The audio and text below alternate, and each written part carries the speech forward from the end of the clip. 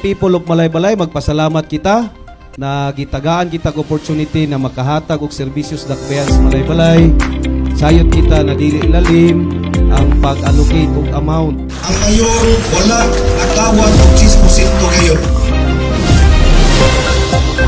Maidhal Rhea Garcia para sa Malaybalay News Update sa siyudad sa Malaybalay.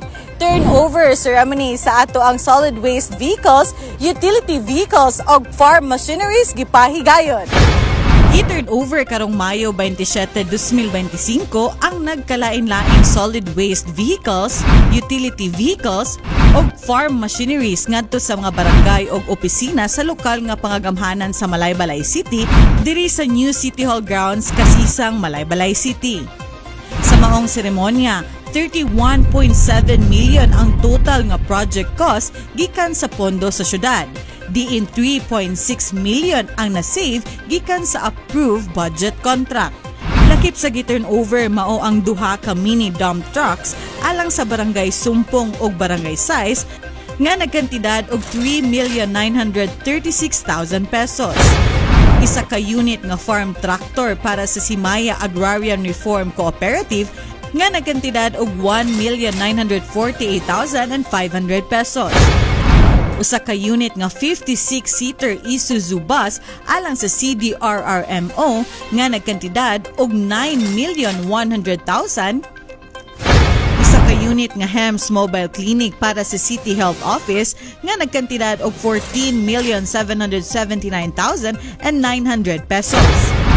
Duha ka unit nga Honda Click motorcycles alang sa Sidmo og Slaughterhouse nga nagkantidad og 178,310 pesos.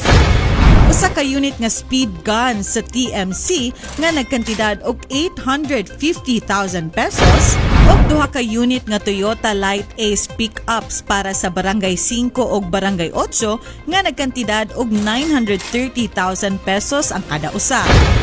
Dugang pa gihatagan usab og donated vehicles ang City Health Office og Sidmo nga usa ka unit patient transport vehicle gikan sa PCSO ug usa ka bao-bao 3-wheeler motor vehicle gikan sa MCOR.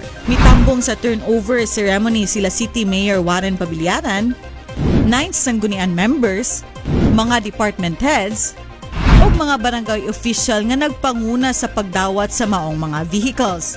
Kini nga inisyatibo nagpakita sa padayong suporta sa lokal nga pangagamhanan sa sektor sa kalimpyo, kahimsog, agrikultura ug seguridad sa dalan. On behalf of the people of Malaybalay, magpasalamat kita na gitagaan kita og opportunity na makahatag og serbisyos dakbayan sa Malaybalay. Sayot kita na dili ilalim ang pag-allocate og amount.